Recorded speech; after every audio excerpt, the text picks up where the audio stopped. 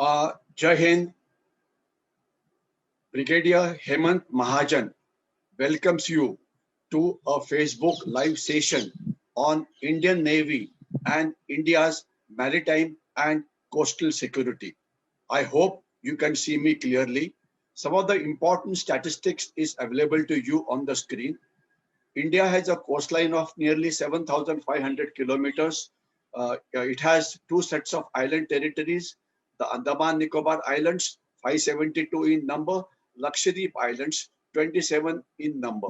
Then we have major ports which are located all along the coastline. These are nearly 13. And then there are non-major ports, 185. We have an extended exclusive economic zone of nearly 2 million square kilometers and an extended exclusive economic zone even much larger than that. To be very precise, it is actually more than our land area. Okay, so what I will do today is I will give you an overview as to how India's maritime and coastal security is taken care of by the Indian Navy. And for that, some of the basic documents that I have used is available here on the screen. I'm sure you can see it. I'm highlighting it. We have a naval doctrine called Ensuring Security of the Sea. It is a very basic document which tells you a lot about various threats that exist to our maritime security and how is the Indian Navy taking care of it. Then there are the older issues of these doctrines are also available on the internet. They should be studied for anybody who's interested in studying our maritime security. The Ministry of Defense prepares an annual report every year in which a very valuable data is available of various operations which the Indian Navy has done. Then there are many government bodies like the Auditor General, etc., who do a lot of checks on how the resources are utilized. They give you a lot of useful information. Then there are think tanks like the National Maritime Foundation, the Indian Maritime Foundation, which write regularly on issues related to national security. So if you look at the coastline today, the coastline of maritime is given here. The coastline of Lakshadweep Islands, 132 kilometers, Andaman and Nicobar Islands, 1,962 kilometers, and we have a set of island territories. This is very important. We have 572 islands as far as Andamans are concerned. Out of that, barely 28 are occupied, and Lakshadweep there are 27, just about 7 or 8 is a human habitation. In addition to these islands, we have 447 islands which are off the western coast of the country, and there are 151 islands which are off the eastern coast of the country. And here some of the data is available as to how many square kilometers of exclusive economic zone is there. I'll not get into the detail, but we must understand what is EEZ. We must understand what is extended exclusive economic zone, and we also must understand various stations that we have at Antarctica and at Arctic also. This map very clearly tells you India's location into the Indian Ocean. We are a peninsular country.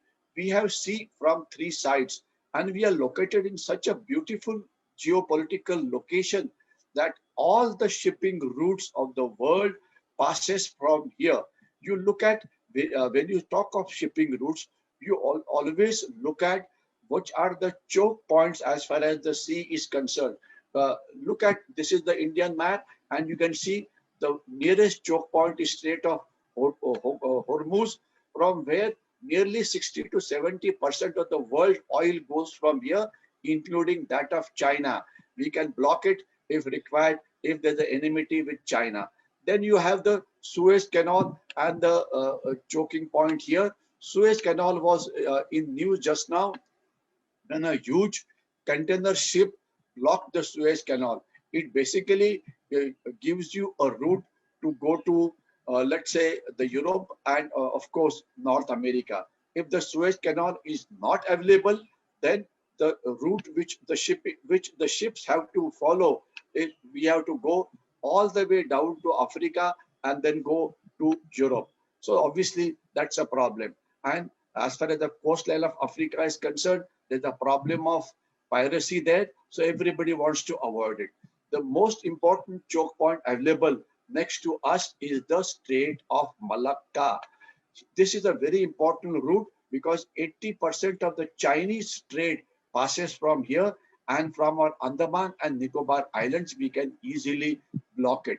And then if you go ahead, you will find here we have the South China Sea. I'll try and show it to you with the help of other maps. Now, when we look at the Indian Navy, let's look at it as to what participation it had in the Second World War. Because you would remember that the Indian Army participated in a big way in the First World War and the Second World War. We had nearly about 16 lakh troops which took part in the First World War, and another about 26 lakh took part in the Second World War.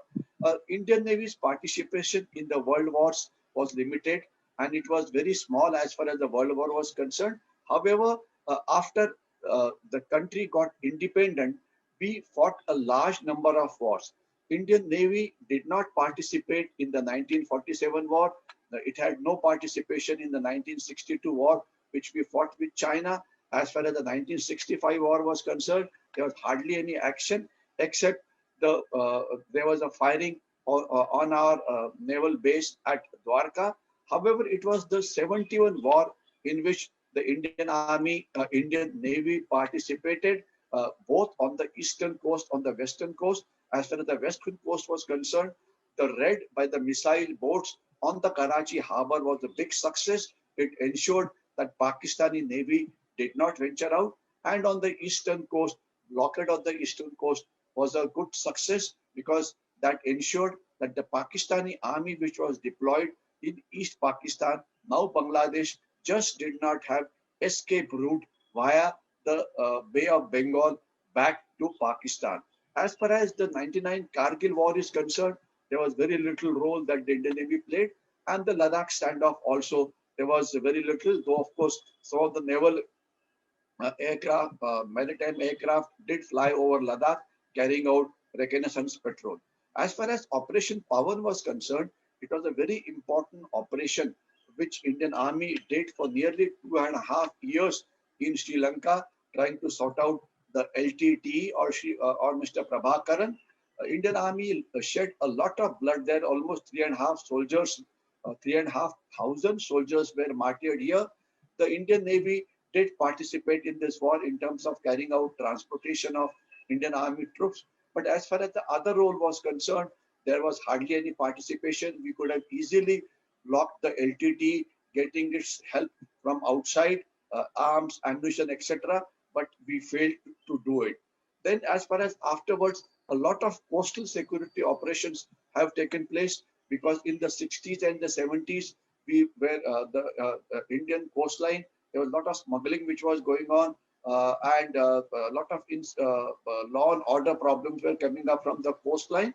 So operations like Operation Tasha, Operation Swan was launched, but it hardly met with the success. And finally, the Coast Guard was formed, if I remember the dates correctly, in 1974.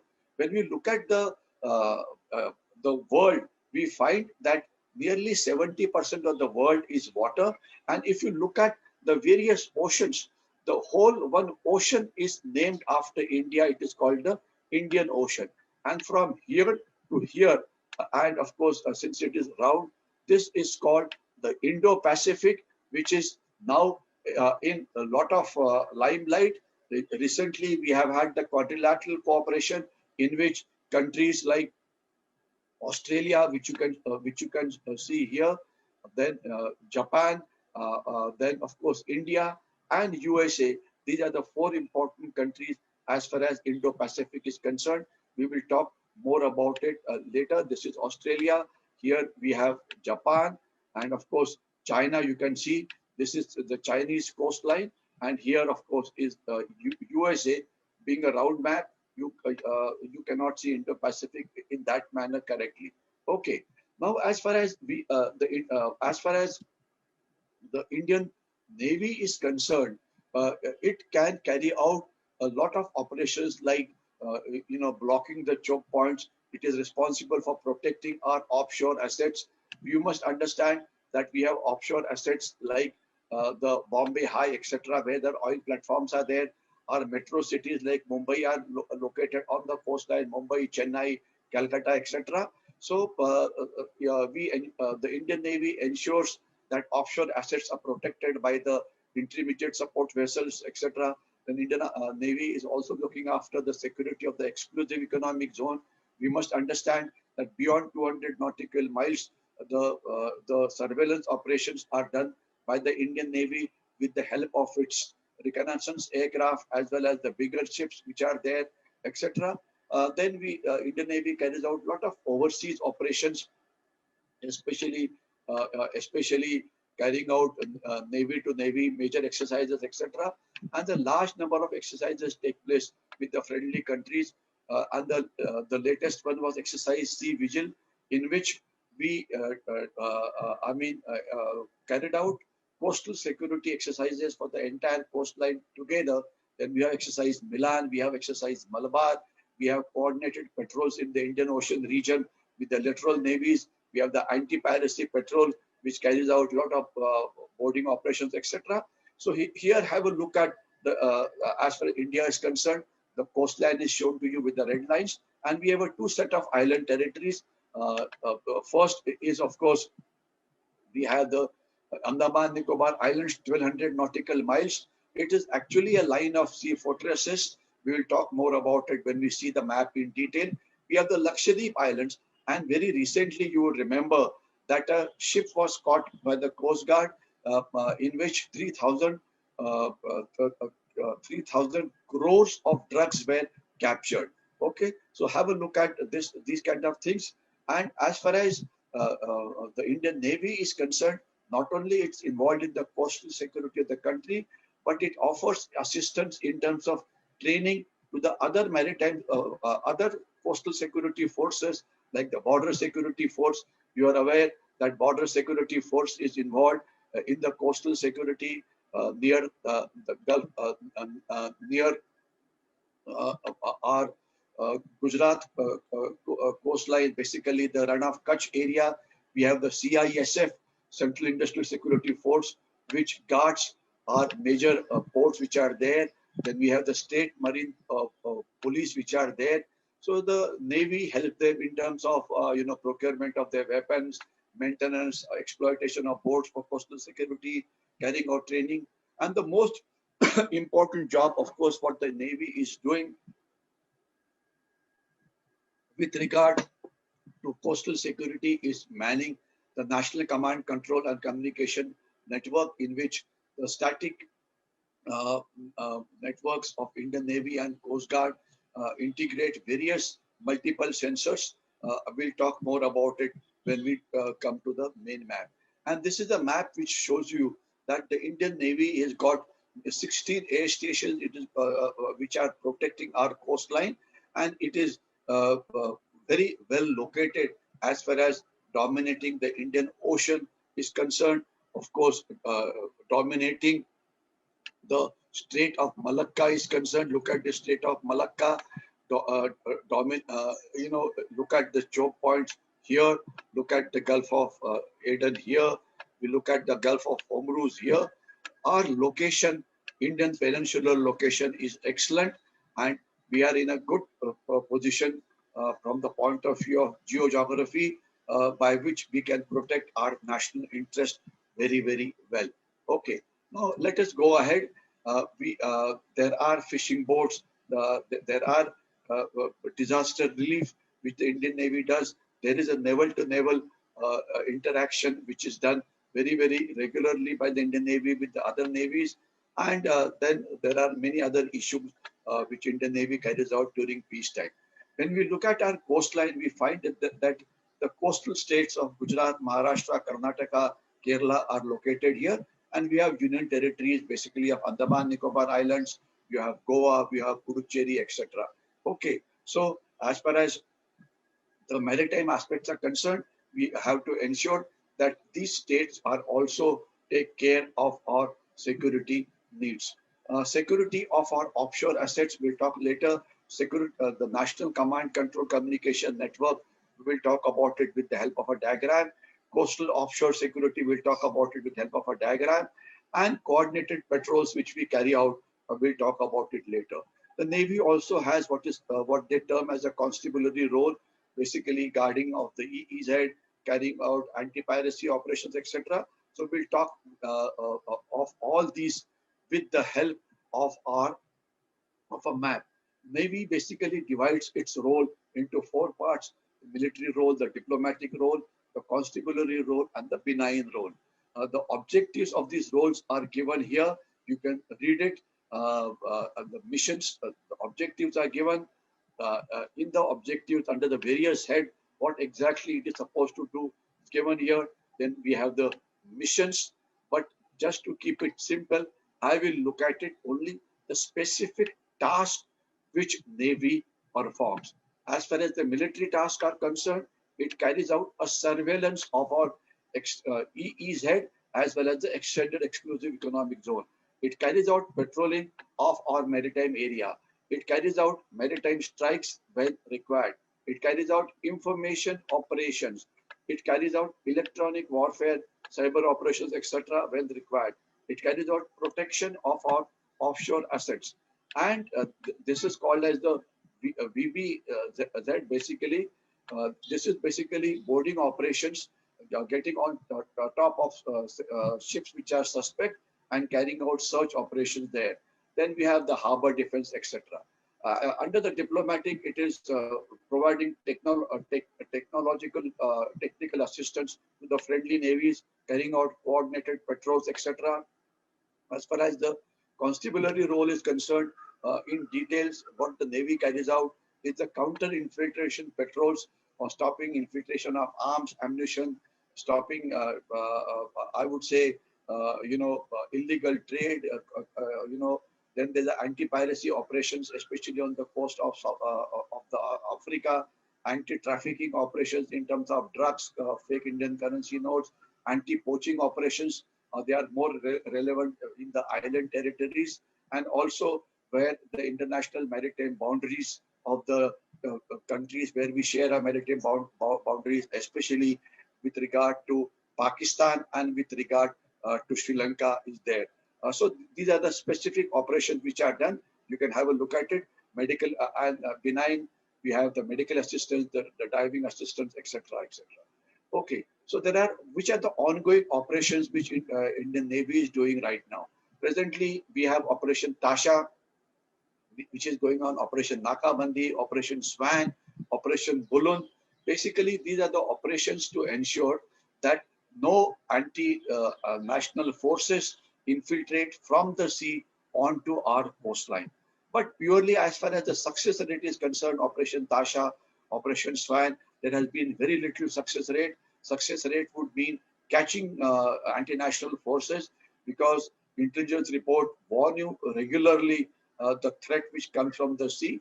And a lot of terrorists have also come from the sea. 26/11 attack was one thing, 93 bomb blast was another thing, etc. So we need to get more success, and the success will come only if you have actionable intelligence, because carrying out mere patrolling, carrying out mere surveillance is not going to help. Actionable intelligence will lead to success. Now look at our coastline. Today our coastline is flooded with major ports, non-major ports, metro cities, etc.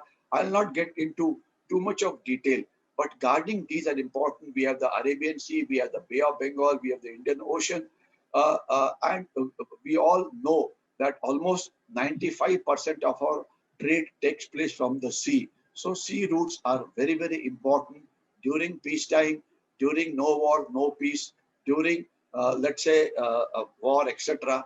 Now, these days, there's hardly any war which is taking place. So we have to ensure that all our lines of communication remain open. No choke points are ever choked, and all our assets are guarded properly. Okay. Now, intelligence is very, very important.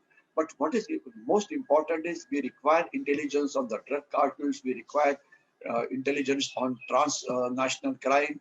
We require intelligence on terrorist organizations, with poachers, with pirates, and their supporters. Unfortunately, intelligence of ours is a weak point, and that has to be done properly. My personal take on this is, as far as the coastal security is concerned, the lead intelligence agency rightly is the Indian Coast Guard or Bharatiya Tatarakshak Dal. They are supposed to be coordinating intelligence, and intelligence meetings do take place once a month. But as far as the maritime security is concerned, the Navy should take a lead role and carry out regular interaction, let's say monthly, with the neighboring countries Myanmar, Sri Lanka, Maldives, and other countries of South China Sea, etc., so that Southeast Asian countries, etc., so that we can keep a tag of poaching, we can keep a tag of piracy, we can keep a tag of drugs, etc., because there are crime syndicates which carry out these operations along the sea, and anti-poaching operations are very important because whichever is our exclusive economic zone, we must ensure that the other countries do not come there. And a large number of poaching actions have taken place. There have been reports that the Chinese boats have been coming next to our Andaman Nicobar Islands under the garb of fishing, but basically they carry out survey operations, etc. So we have to develop good actionable intelligence with the help of various assets that we have, because intelligence is your first line of defenses. Mere patrolling, mere surveillance is not going to help you. As far as our security of the country is concerned, both the land borders and the sea borders play an equally important role. When the inimical countries like China, Pakistan find that the guarding of land borders is very good, then they start using the sea route. So we have to ensure that we are updated as far as what China and Pakistan is likely to do. So as far as maritime security is concerned, our enemy actions take place from Pakistan, take place from China. Then there are crime syndicates. Then there are so-called terrorist groups which are there. There are drug lords. There are illegal trade which take place. So maritime domain doesn't only mean guarding the coastline. You have to be proactive and ensure that no such activity like poaching, no such activity like let's say the other navies coming into our area and carrying out surveillance, carrying out other things take place here. Okay. Now, as far as other actions are concerned, there are reports in the media that the Bangladeshi illegal migration takes place on the eastern coast, especially in West Bengal, Odisha, Andhra Pradesh. Read the newspapers there, and you'll find out as to how Odisha coastline is flooded with Bangladeshis. There's a flourishing how traffic which is there between India and the Gulf countries. We need to ensure that it is not used for wrong reasons. Unfortunately, it is not foolproof. As far as our coast is concerned, that is our biggest strength, the population staying on the coastline. However, there's a small percentage of population on the coastline which may be involved in smuggling, illegal trade, etc. So we need to carry out, develop our sources on the coastline so that we can keep a tag of our coastal security. We need to develop our sources along the maritime threats from the Andaman Nicobar Islands, etc., from the Lakshadweep Islands, etc., so that we are forewarned before any threat takes place to our sea. Now, as far as India is concerned, we are aware that the United Nations Convention on Laws of Seas grants you 200 nautical miles as your exclusive economic zone. We must guard it properly and guard the assets which are there. Smuggling is a very rampant on our coastline, so we got to have intelligence on the smugglers, on the hawala operators, on the underworld grab, etc. We also have to ensure that our costly equipment of the Navy is guarded, the aircraft carriers, the submarines, the frigates, etc. And especially in the crowded harbors of Mumbai, Chennai, etc. Because one would remember that one of the naval vessels met with an accident in the Mumbai harbor because of a head-on collision, and there have been some reports of sabotage activity in the Mumbai harbor. The Mumbai harbor at Butcher Island, there was a fire which took place, and 300 crores of oil was burnt in one go. So we need to guard all our assets inside the sea properly. Our not only the offshore assets of Bombay High, but our pipelines of our offshore mooring islands, etc. Because if they get blocked, then our economic security gets affected. These are the Lakshadweep Islands. I mean, very recently, uh, these are called Lakshadweep and Minicoy Islands. You would remember that around the Minicoy Islands, we caught somewhere here, we caught a ship that was ferrying arms to our coastline. It was a good intelligence-based operation. So these islands which are there, they are very useful as far as guarding our western coastline is concerned. So I'm sure uh, uh, uh, we will create more assets for surveillance in these areas. As far as Andaman and Nicobar Islands are concerned, they provide you with 4 unsinkable aircraft carriers. We have and we have an airport. We have a airport at Diglipur, which is North Andaman. We have an airport at Port Blair, which you are well aware.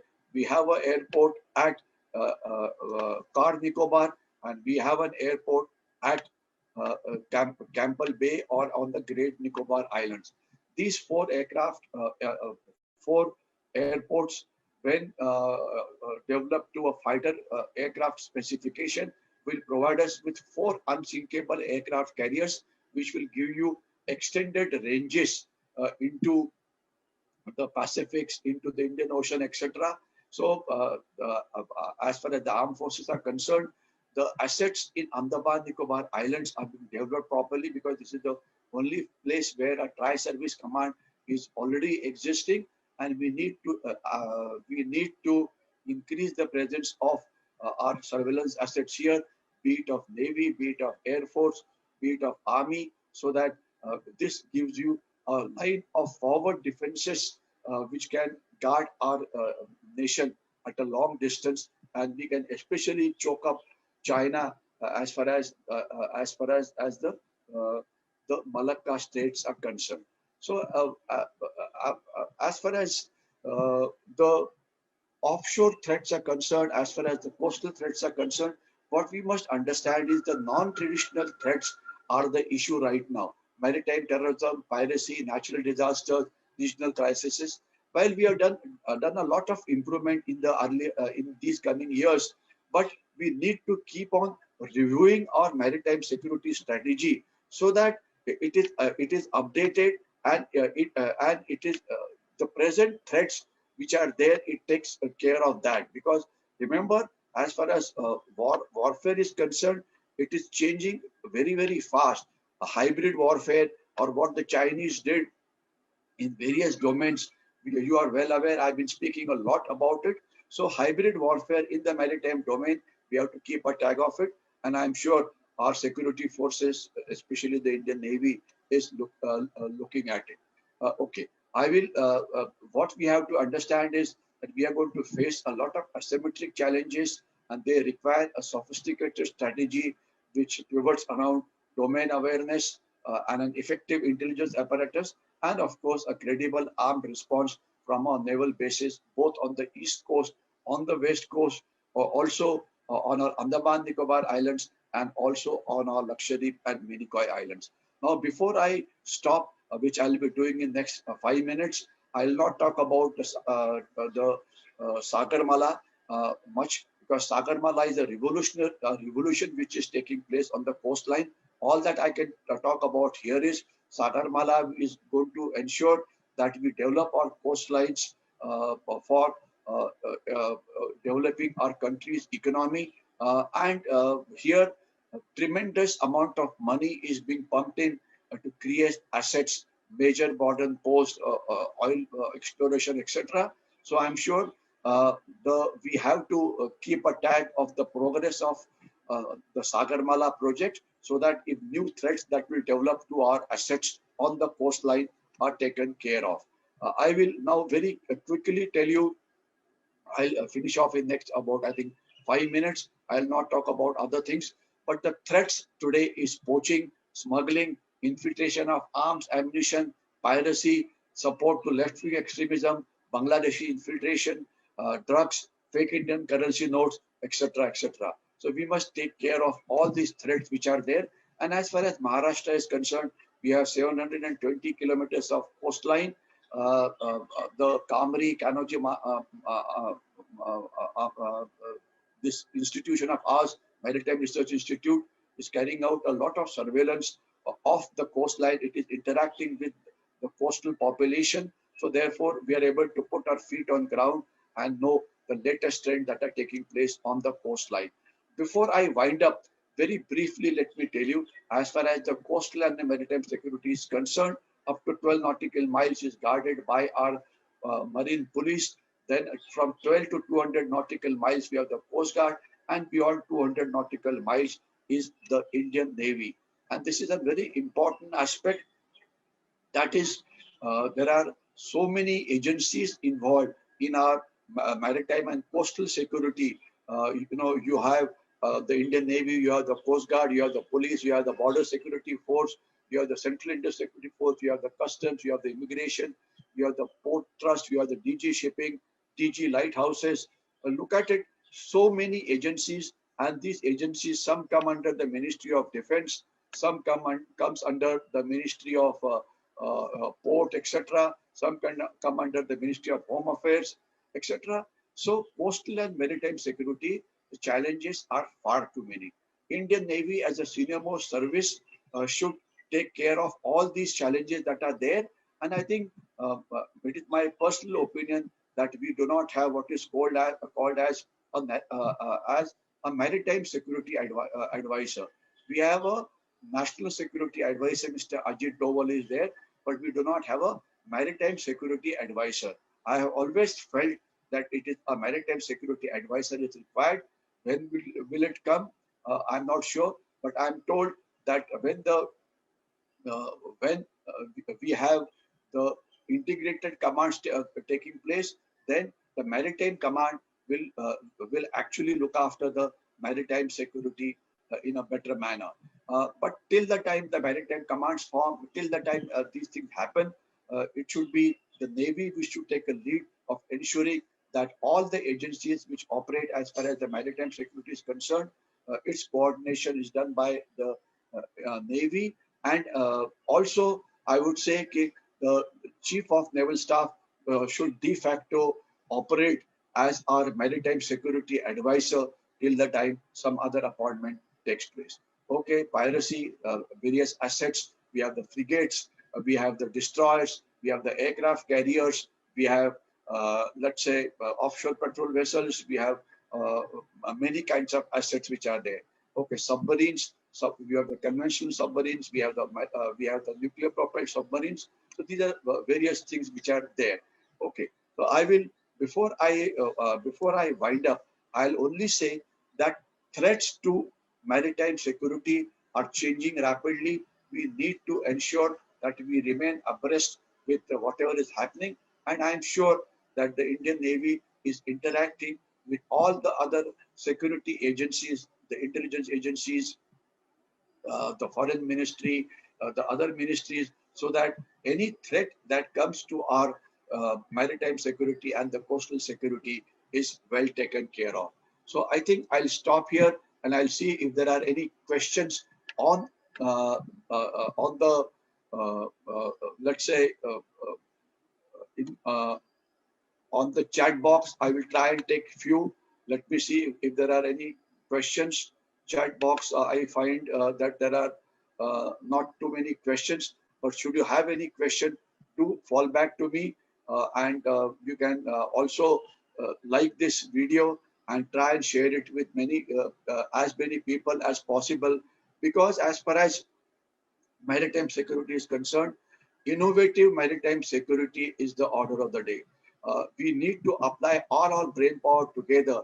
We need to have startups in the maritime security so that with the proper use of technology, with the proper use of human intelligence, with the proper use of all the various assets which are available for taking care of maritime security, everything is pulled together and we ensure that our country remains together. I'll stop here. If there are any questions, do write to Kamri and this thing, and we will try and take up these in our next session.